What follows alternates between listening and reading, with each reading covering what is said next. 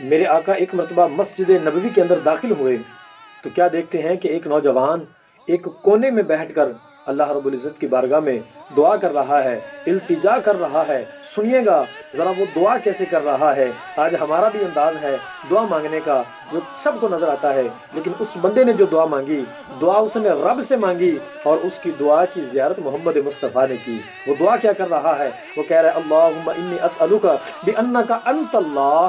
وہ بندہ کہہ رہا ہے کہ اے اللہ پاک، میں دعا کر رہا ہوں، میں تجھ سے سوال کر رہا ہوں۔ کیوں؟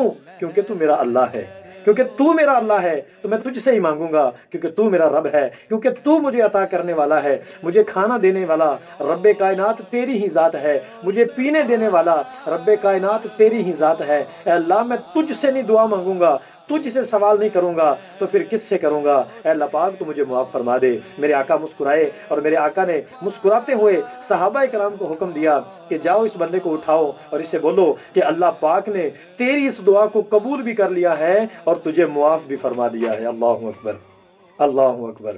کاش ہم بھی اللہ کی بارگاہ میں سچی دعا کرنے والے بن جائیں، دل و جان سے اپنے رب کی بارگاہ کے اندر دعائیں کرنے والے بن جائیں۔ ایک مرتبہ اس رب کائنات سے مانگ کر تو دیکھو، وہ رب کائنات دنیا کو تمہارے قدموں کے تلے رکھ دے گا۔